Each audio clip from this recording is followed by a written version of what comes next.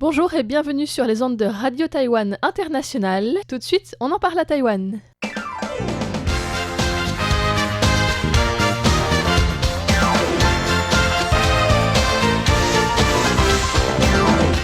Bonjour à toutes et à tous, nous sommes donc aujourd'hui en compagnie de Florian Dai, Meguin et François-Xavier Boulet pour On en parle à Taïwan. Au sujet de quel sujet justement? Au sujet de quel sujet?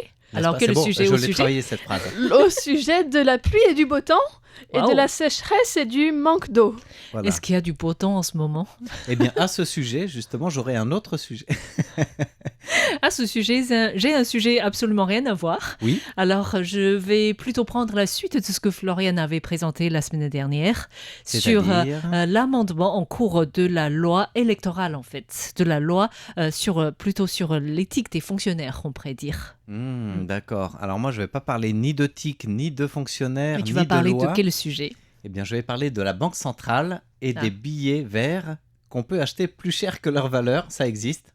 En fait, on va parler d'une vente aux enchères des billets dont les numéros de série portent chance. Voilà, c'est très taïwanais, mais en même temps, ça vaut le coup d'en parler. Oui. Alors, on va commencer par... Une autre chose dont ça vaut le coup d'en parler, même si c'est très banal, c'est la pluie et le beau temps.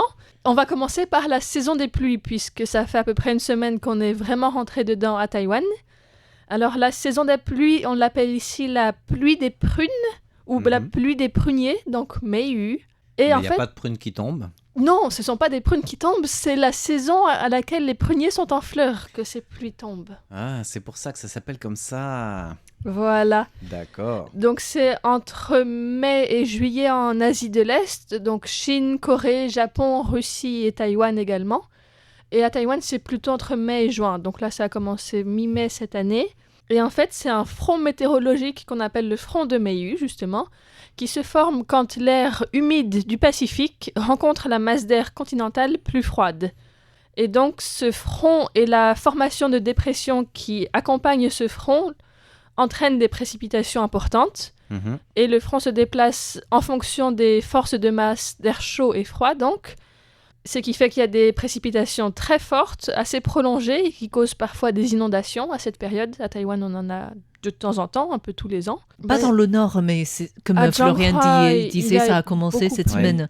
Il y a de- eu d'inondations aussi, en fait. Ouais. Mm. Donc pour l'instant, Taipei, ça va encore, mais il y a eu des grosses pluies aussi torrentielles. Oui. Et par contre, les années où il ne pleut pas autant que d'habitude, ça peut engendrer une sécheresse. Donc la saison des pluies se termine quand la masse d'air chaud subtropical est suffisamment forte pour repousser le front vers le nord. Donc souvent à Taïwan, c'est autour de mi-juin ou fin juin. C'est Donc- la saison où les vêtements se sèchent jamais, en fait. Voilà, c'est la saison où tout C'est ça. moisit.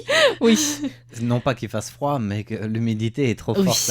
Voilà, Tout à il fait. fait chaud et humide. Mm. Donc il faut faire attention à ses vêtements. Si on a des choses qui restent sans trop les aérer, les toucher, ça peut moisir assez rapidement. Oui. Alors tu disais là, du coup la période, la saison des pluies, elle est un peu arrivée déjà. Est-ce que ça veut dire que les restrictions en eau pour le sud, le centre aussi, sont déjà levées ou sont en passe de l'être? Alors c'est une très bonne question. Pour l'instant, effectivement, il y a des restrictions d'eau en vigueur à Kaohsiung et à Tainan, donc dans le sud, et une réduction de pression à Taichung, Hsinchu, Chiayi et Changhua.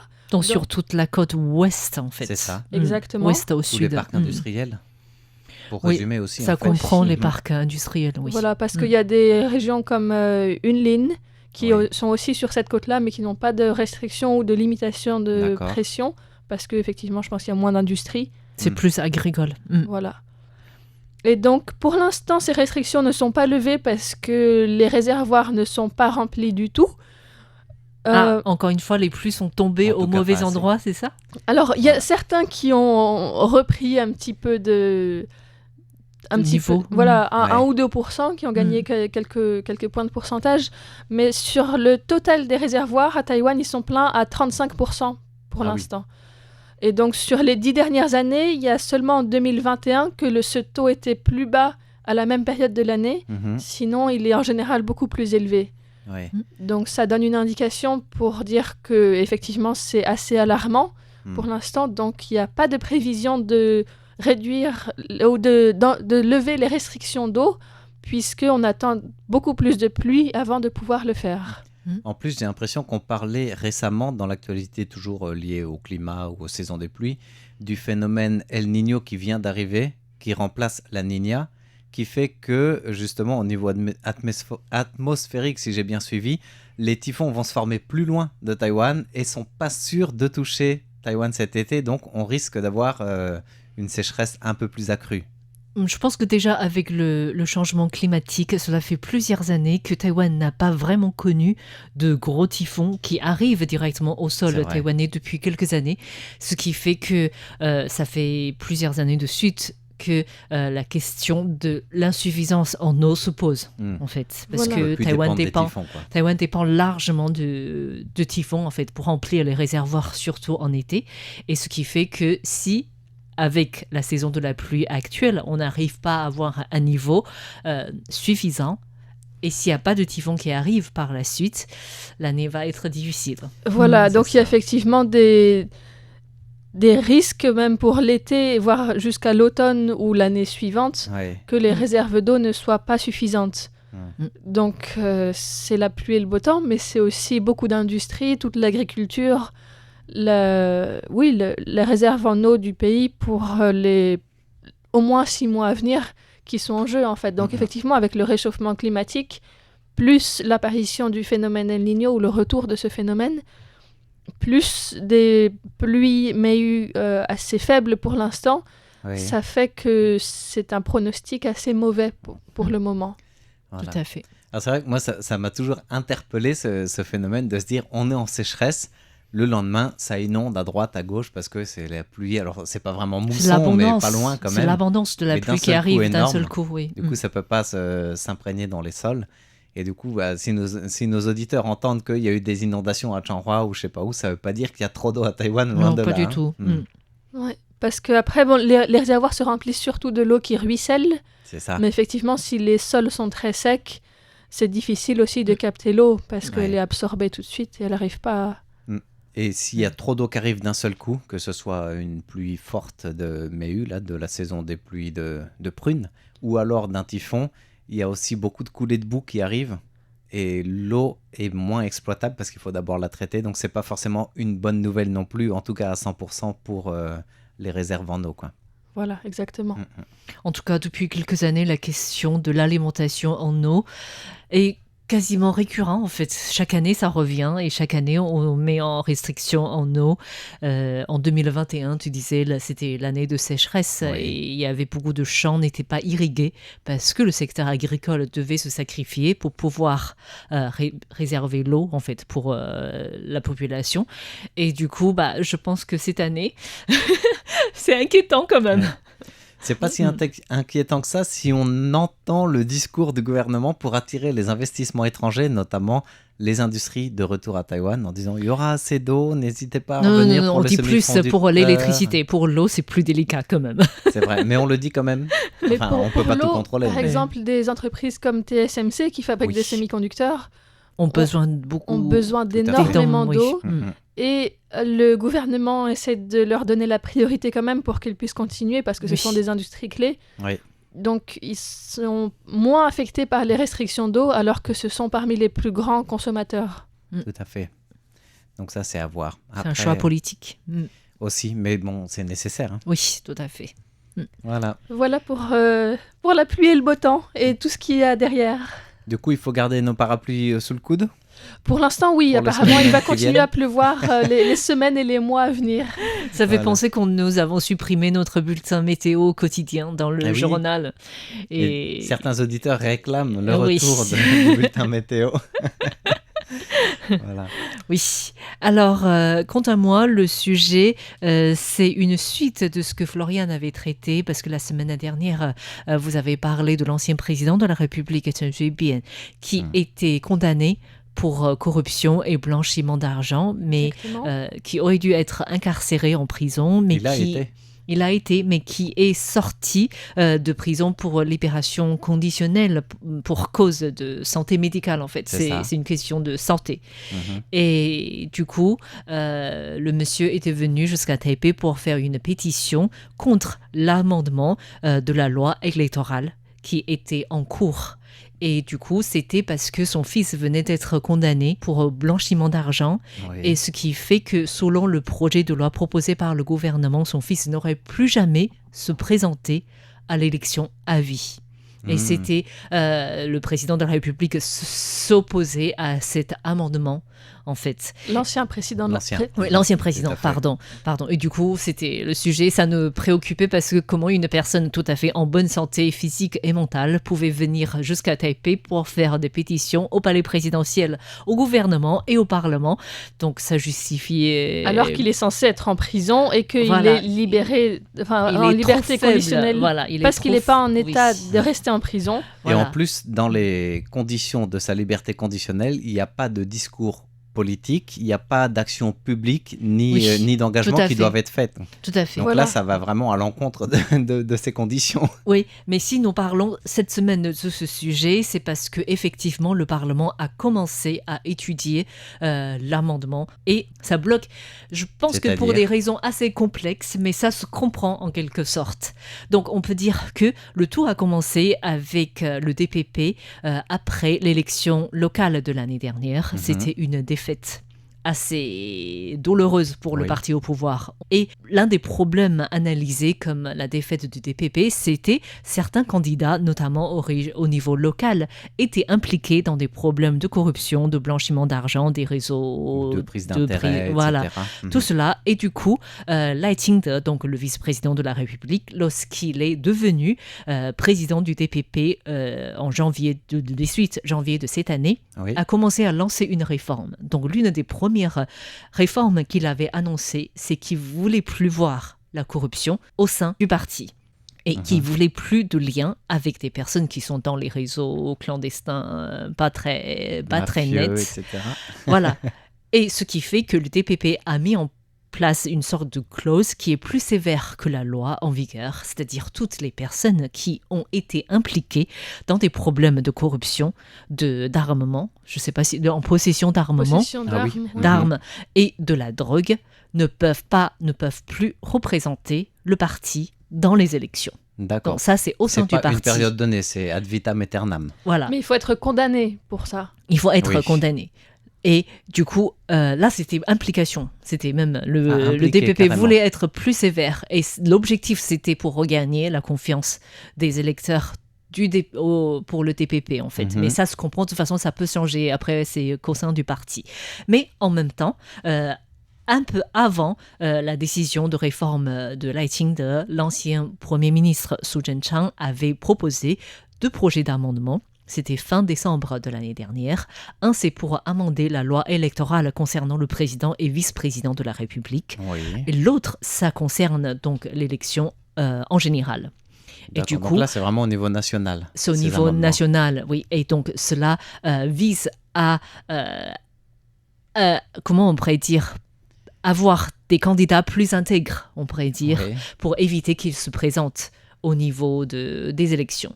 Mhm. Donc, l'amendement concernant le président et le vice-président, ça s'est passé sans aucun problème parce que c'était une règle, une norme plus Un élevée, consensus normal. on le consent.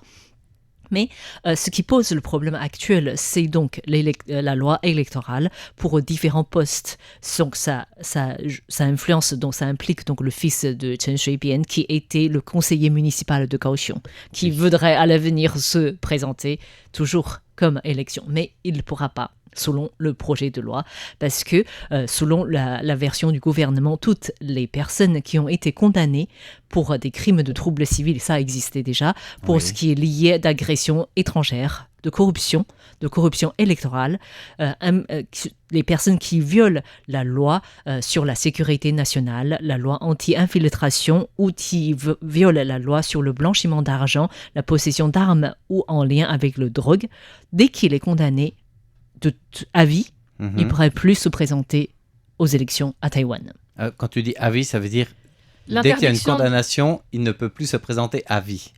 Oui, il pourrait D'accord, plus. c'est pas une condamnation à C'est vie. pas une condamnation à vie. Dès qu'il est condamné pour ses crimes précédemment Peu cités, importe la il hauteur pourrait- du crime. en voilà. fait. Et c'est Oh. ça qui pose problème maintenant au sein du TPP, au sein du parti, au sein des différents partis politiques Oui. du Parlement, qui estiment qu'il y a quand même un principe de proportionnalité dans Dans la gravité de la peine, quoi. dans gravité de la peine. Alors certains citent l'exemple de la loi blanchiment d'argent, par exemple, en précisant que selon les différents crimes, quelqu'un peut être impliqué sans en être conscient, en fait. Mhm. Et du coup, la personne peut tout de même être condamnée. Et du coup, la peine varie de 2 à 7 ans. D'accord. Du coup, quel que soit le motif, la longueur de peine, la personne est tout de même privée de ce droit, comment on appelle ça, de droit civique, de participation civique. Tout à fait, les droits civiques. Droit civique. Et du coup, les députés estiment que cela n'est pas forcément très normal, en fait, concernant le droit des Taïwanais. Mais est-ce qu'il est possible, dans l'examen parlementaire, de rajouter une dose de proportionnalité dans la formule du gouvernement ou faut C'est pour ça, la maintenant, rejeter pour faire autre ils ont chose décidé, au sein de commission, aucun accord a été abouti. Du coup, Oui. ils ont décidé d'envoyer ça à l'instance supérieure pour que tous les partis, de D'accord, tous essayer de les trouver un députés, consensus sur un texte. discutent. Et ce qui gêne certains professeurs en droit, c'est aussi que le fait d'être, comment on appelle ça, le droit civique, privation de Ouais. droit D'être civique, privé c'est de ça. droits civiques. droit Ouais. de civique à vie, ça, privation de droit civique, ça relève du code pénal. Et en général, lorsque une personne est condamnée à mort ou à perpétuité, dans ce cas-là, il peut être privé de ses droits civiques à vie. Par contre, Alors, condamnation à mort, je pense que ça, c'est de facto avec. Quoi. oui, Des chutes de ou droits alors civiques, de toute pour façon, tu des peux plus les peines, exercer. lorsque les peines sont vraiment très lourdes, dans ce cas-là, c'est au juge de prononcer si cela peut arriver ou pas. Et du coup, certains professeurs doutent aussi de la question de séparation de pouvoir entre la branche législative et judiciaire. Parce que là, du coup, c'est les députés qui décident qu'une personne sera privée. C'est ça qu'il faut Voilà, voir aussi. Ouais. c'est ça qu'il faut voir aussi. Et du coup, après, le droit civique, c'est protégé par la Constitution aussi. Et du coup, c'est tout ce dossier, toutes ces questions qui se posent. Et du coup, il y a aussi la question de est-ce qu'une personne condamnée, en étant jeune, pour blanchiment d'argent, est-ce qu'il peut être, comment dire, repenti ou réhabilité, je ne sais pas Ouais, comment c'est dire. ça. Est-ce qu'un jour, on lui donne une possibilité de regagner son droit, de participer aux élections, par exemple. Donc, toutes ces questions se posent, ce qui fait que le projet de loi qui était à l'étude cette semaine est ajourné. Voilà. D'accord. Moi, je pense qu'un projet de loi comme ça, de toute façon, il faut un cas général et après, au cas par cas, avec jurisprudence, peut-être plusieurs cas de figure, mais on ne peut pas avoir une loi qui chapeaute tous les cas d'un seul coup. C'est impossible, quoi. Oui. De toute façon. Oui, parce C'est que... pareil. Enfin, la drogue, c'est Tout à fait. la possession de drogue ou l'usage de drogue sont punis très très sévèrement à Taïwan, alors qu'il y a d'autres pays où le fait d'être pris en possession d'une toute petite quantité de drogue, c'est légal. Et ici, de se voir interdire d'être élu à vie, parce Tout à fait. qu'on a une toute petite quantité d'une certaine drogue, effectivement, c'est peut-être pas proportionnel. Oui. C'est Après, ça. je vais me faire l'avocat du diable. J'aime bien avoir ce rôle-là. Si tu veux te présenter comme élu de la République, bah, tu dois normalement être garant aussi de la loi de cette République que tu veux représenter. Donc, Je suis tu peux d'accord. ne pas être d'accord avec tous les articles de la loi, mais tant que tu te présentes, tu es aussi garant de respecter cette loi et de la faire respecter, quoi. Alors moi, je vote pour que toutes les personnes qui ont un jour commis une infraction à la loi ne puissent plus être élues du tout. Ça enlèverait beaucoup Alors, de monde maintenant, dans je me les fais gouvernements. l'avocat, non pas du diable, mais de l'opposition. Et oui, avoir fauté, d'accord, mais être reconnu coupable, sinon ça compte pas. Même les personnes Non, je reconnues blague, coupables, il y en bien a sûr, beaucoup mais- qui sont au gouvernement, C'est que clair. ce soit à Taïwan ou Tout à fait. ailleurs.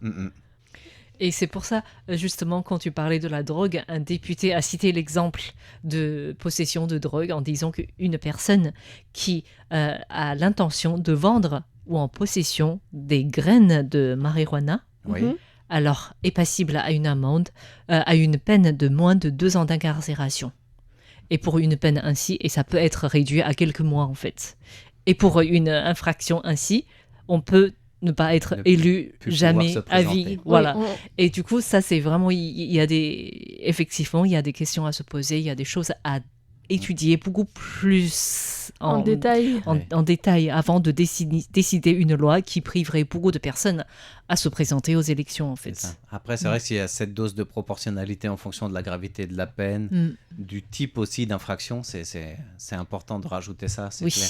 Mm. Oui. C'est vrai, parce qu'un fils de président condamné pour blanchiment d'argent quand le père l'a été aussi,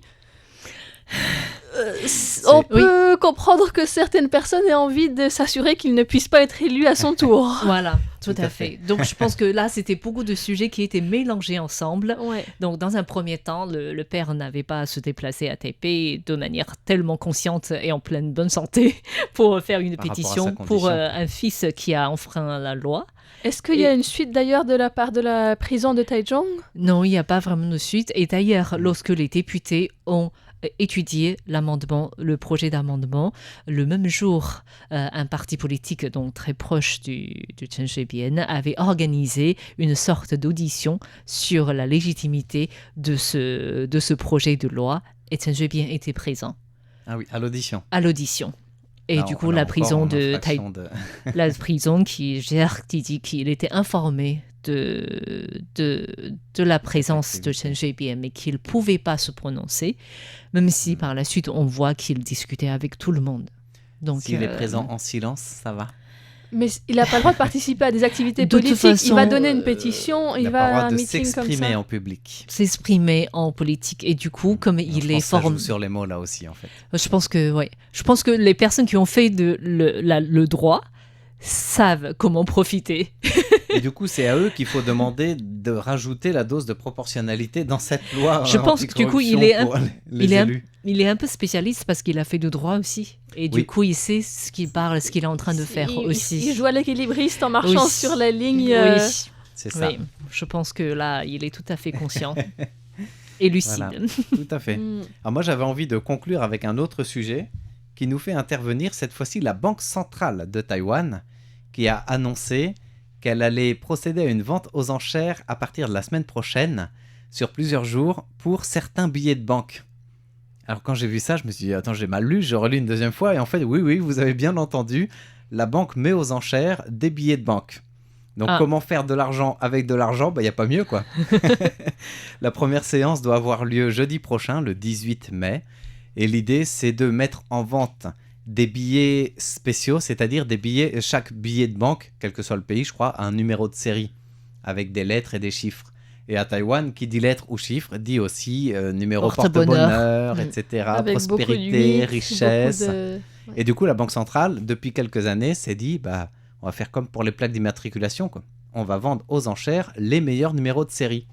Donc, numéro de série ou pas, pour moi, ce qui m'intéresse quand je regarde un billet, c'est pas son numéro de série, c'est est-ce que c'est un Le billet de gros 100 ou chiffre un qui billet... est Voilà, écrit à c'est ça. côté. Quelle est la valeur du billet, quoi. Et je pense que la plupart des gens font comme nous. Mais non, à Taïwan, il y a quand même beaucoup de personnes, plus que ce qu'on imagine, qui regardent aussi le numéro de série, Waouh. au point que, depuis 2012, la Banque centrale organise régulièrement des ventes aux enchères de ces numéros. C'est comme si c'était poules pondeuses des billets d'argent. C'est un Avec peu ce ça. genre de billets d'argent bonheur, avec des chiffres porte-bonheur, Eh oui. on pourrait avoir plus de billets qui arrivent. Alors, c'est pas un faux billet, c'est un vrai billet que tu achètes, Oui. et tu achètes pour pas l'utiliser. Tu l'encadres au-dessus de ton lit, tu fais ce que tu veux. Je sais pas ce qu'ils font avec, mais tu le gardes parce Pour que être mangé c'est... par les cafards. Ouais, peut-être aussi. J'en sais rien. Ou alors moisir avec L'humidité. Avec la Tu sais. pluie de la prune. Non, mais ces numéros spéciaux sont porteurs de richesse, de bons auspices, on l'aura compris. Et souvent par homonymie. Donc, Florian, tu le disais à l'instant, beaucoup de 8. Parce que le 8, c'est la richesse, c'est Fa. Par homonymie, la prospérité, tout à fait. D'autres aussi, c'est des combinaisons de chiffres. Alors, il y en a qui vont chercher, par exemple, le 168. Ah, Pourquoi Ilofa. Iliopa, voilà, ça Ilofa. fait penser à Ilufa, c'est-à-dire Prospérité sur tout le chemin. tout le temps, toute la Mm. route, quoi. Donc la prospérité est tout le temps là. D'autres vont chercher des billets collector où tu as les numéros de série qui alignent 1, 2, 3, 4, 5, 6. Ça existe aussi. Et ça, bah voilà, ces billets-là, vraiment spéciaux, sont mis en vente aux enchères. Alors combien il y a de billets, à votre avis, qui vont être mis en vente comme ça ?